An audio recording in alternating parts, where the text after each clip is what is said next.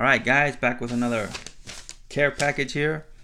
This one from TheMurph398. Kind of an underrated channel here on YouTube. I think he's been around a while. I just started interacting with him like a few months ago. I think I first started chatting with him in Jason Zombie Collector's live chat, which is also very underrated, by the way. Great place to go talk about cards or anything really. So Donnie said he was going to send me some cards, and got a bunch of stacks here, mostly basketball, one baseball stack, which I think I'll do in a separate video. But I've pre-sorted some of this, so let's start going through some of it. He sent me a bunch of mixed 90s finest, which I've mentioned how much I like this stuff. And this set, this was the first ever finest. I talked about a few times how I kept going back and forth on whether or not I want to complete this set. And recently I decided that I am going to do it. I went as far as to put the cards I have into a binder, and I left the spaces where I'm missing cards. So once I do that, it's official. I'm going to go after the whole set. So there you have Larry Johnson, Dikembe Mutombo, and Jim Jackson, one of the 3 J's for the Mavericks back then. They had him, then they got Jamal Mashburn and Jason Kidd. That trio was supposed to be the future for Dallas, but they ended up breaking them up. Here you got a mix of 96, 97 finest. This year was a really great rookie class. Not only did you have like a bunch of Hall of Famers like Kobe and Iverson, Steve Nash, Ray Allen, but you also had a lot of solid players like this, Kerry Kittles. He was a really good shooter for a few years. You also had guys like Sharif Abdur-Rahim and Antoine Walker, just a bunch of really good guys. Stephon Marbury. Here's some of the veterans from 96, 97. Dino Raja, one of those European imports.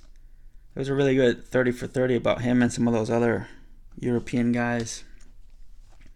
You got Michael Smith. He was like a big power forward center type. There you go, Chris. Dale Ellis. Chris from the broadcast mentioned this guy in the interview we did the other day. This is one of those guys that would pop up often in packs back then. There you see, he was a pretty good scorer. Had over 16,000 career points at that point.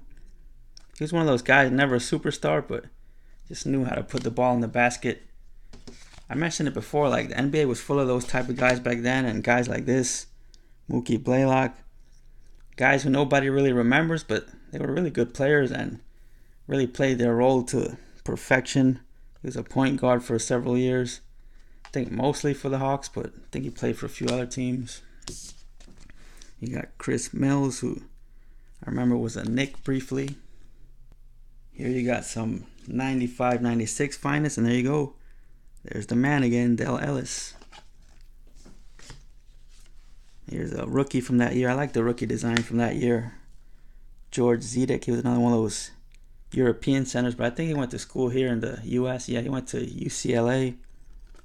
Just one of those big centers that clogged up the lane. There were a lot of those types of guys back then. Here you got some 94, 95 finest. Now this was the first year I actually bought a finest pack, because I mentioned it before on these. I never bought any of these. I just had 2 cards that Top sent me through the mail on those, like 2 sample cards. So this was the first year I actually bought a few packs myself, maybe like 2 or 3 packs, because it was expensive stuff back then. But I actually removed the peel on most of the cards I had, because not sure if you can see it there. Let me pick another one here. Here's a Chris Webber. There you see it says peel and remove. So as a kid I thought Topps is telling me to do it, so I guess that's what you gotta do. So I peeled a bunch of them, and what I realized was that once you peel them, they get like really scratched up on the surface. And they do look better peeled, but obviously did not want them to get messed up, so I never did that again. Usually when you guys see me send you some of these, they always have to peel on them still. Nice Ewing there. Some Derek Coleman's. He was like the franchise player for the Nets for a few years. Here's some more from that year. Robert Horry. He used to dunk a lot more in his earlier days. Kevin Johnson, another one of those guys that fits that mold, you know. Not really a star, but just a really good player. And I think he was like the mayor of Sacramento or something like that. Not sure if he still is. There's one of the 3 J's again, Jim Jackson. And right behind him, here's another one, Jamal Mashburn. So 2 of the 3 J's. Now these are from a few years later. Definitely never bought any of these. By this time I was getting out of collecting basketball. These are 2000, 2001. Maybe I can talk about that on the next broadcast, but at one point I had decided I was going to stop collecting basketball and stop buying it, and actually sold maybe like 80-85% of my basketball collection, which to this day I kind of regret because I got rid of some pretty cool stuff. You got Sean Marion. I think that's a 2nd year card. He was a really good player. Dale Davis. Now there's an old school power forward center type. There was no way you were going to get a layup or a dunk when this guy was in the paint. You'd more likely end up on the floor. Now he was kind of a versatile forward. Cliff Robinson. He was one of the first like big guys that I saw shooting from the outside.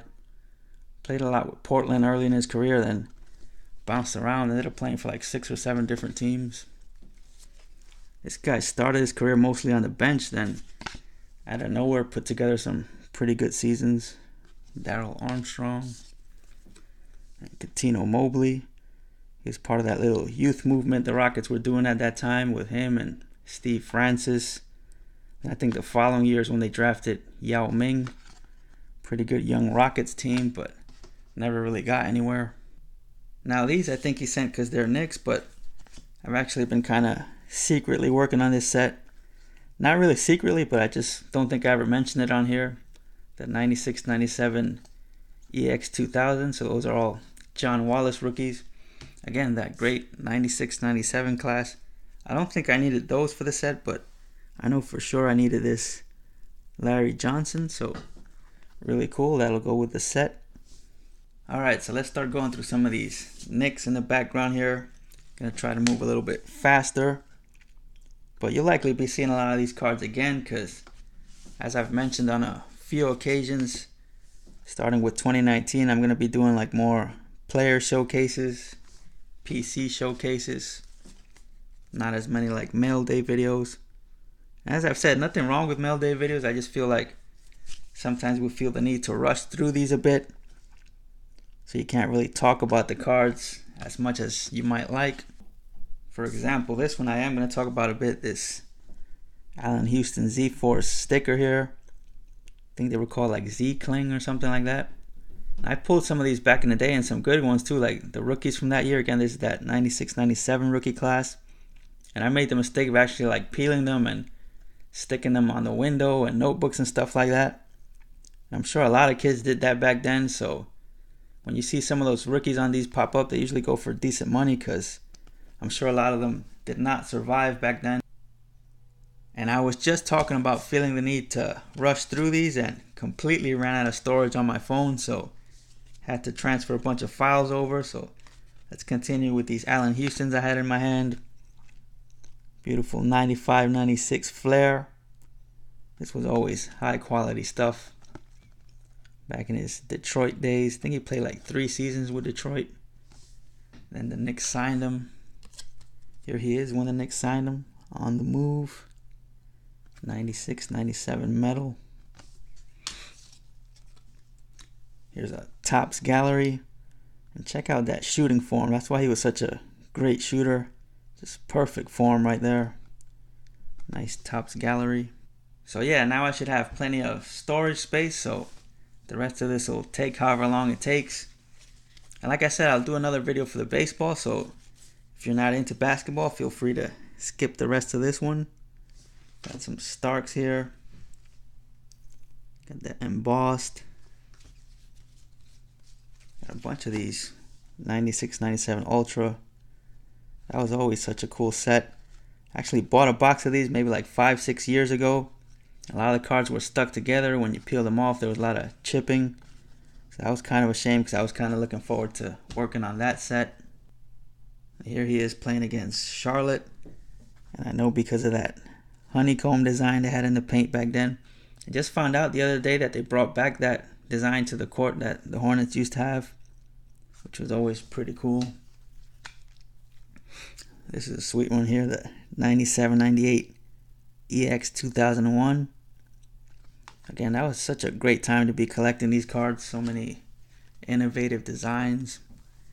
Here you got the 96-97 Fleer Metal. Another one of these 95-96 Flair cards. A lot of this stuff I actually do not have right now, but some of it I used to have, and like I said, I got rid of some of my basketball stuff at one point. So to this day, I'm trying to rebuild my NBA collection. Got another Finest there. Chrome. Love these here, the 95-96 SP. Again, just so much effort in the card design back then. I know I say that a lot, but you just look at these cards. They even had the foil shine on the back. Just great looking card. A few more John Starks. Here's a Collector's Choice Players Club parallel with the silver border. The regular ones had the white border. Here's kind of a strange one. John Starks as a Chicago Bull.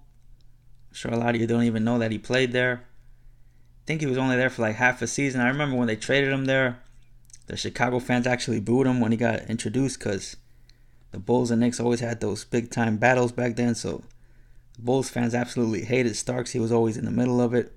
So he didn't want to be there. The fans didn't want him there. So the Bulls ended up moving him, I think, to like Utah or something. And here's kind of a weird one. Charles Oakley with the Toronto Raptors. He did play with like a handful of teams in his career, but most known for being a Knick. That's a great shot right there. There's a nice Larry Johnson from his first year with the Knicks. From Fleer Ultra. He was like a big time scorer in Charlotte. Was more of like a role player here. There's actually one of the guys he was traded for, Anthony Mason. There you see that's the year he got traded for the Hornets. I don't think it was a 1-for-1. I think the Knicks had to include a little bit more because, again, Johnson at that point was kind of like a borderline superstar. Got the last few stacks here. Going to filter through them a bit. Just show a few of them. But thank you for all of this, Donnie. You know, I'm going to appreciate the hell out of these. I just don't know if the viewers are going to appreciate all this basketball. I think basketball is like, I'd say slightly ahead of hockey in terms of interest here on YouTube. Don't know exactly why that is. Bunch of these top stars. He must have broken a box or two of these. I remember buying a lot of these packs back then because they also had like chromed out versions of these, and they also had refractor versions. And at that point, I had never pulled a refractor, and the odds for pulling a refractor out of these were pretty good. So bought a bunch of packs trying to pull one and never did. Nowadays, we get a refractor like every other pack. And he's not wearing the uniform backwards there. They used to have the name on the front for some reason. But yeah, these are like the championship Knicks from the 70s. So very cool. Bunch of doubles too, which is always good. Here you got some of the more modern Knicks. Yeah, Amare. Man, that first year he was here, he played so well. Then injuries kind of got to him. Tyson Chandler. Iman Shumpert, they gave up on him way too soon.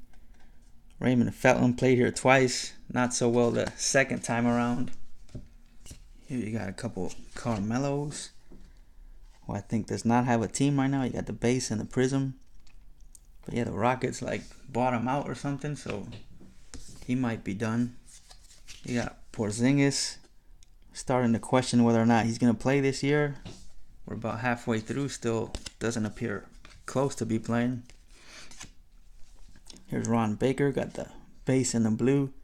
They recently released him, which was kind of a shame because he was kind of a fan favorite here. You got Joakim Noah. Definitely got to talk about him in the future. He's been talking some trash lately. And actually have a bit of a Joakim Noah story. So again, at some point I'm going to be talking about all this stuff more in depth. Looks like Donnie broke a box or two of this Donruss from last year. Got like the whole team set in there, including some doubles. And these are cool. Got a few different Courtney Lee Prism cards here. Got the base. the silver and the green. And I think I actually have like the blue cracked ice and I think the purple. So might have like a little mini rainbow going there. Really like the look of these 01-02 Fleer Premium. And again, by that time I wasn't really buying basketball packs, so don't have any of these. Here you got Shandon Anderson, who was here for, like, as Wesker Griff would say, for a cup of coffee. Kurt Thomas, one of my favorite Knicks from that era. Allen Houston. Camby, who I didn't like initially because they traded Oakley for him. And he was kind of a bust in Toronto, but then I ended up really liking him. Came here, really turned his career around.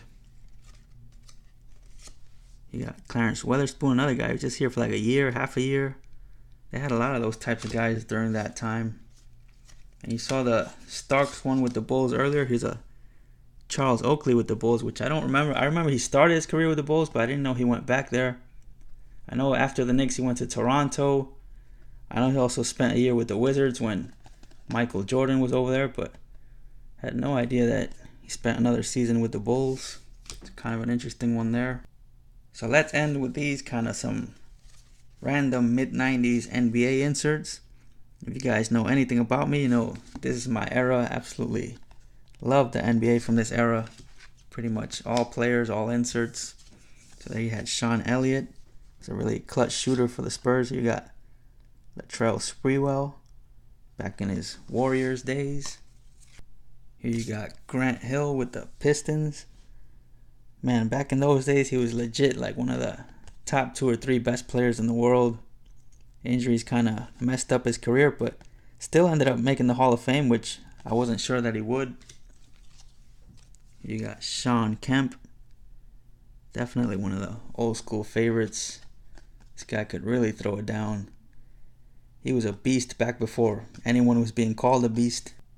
Some nice foil inserts here of Rasheed Wallace and Tyus Edney.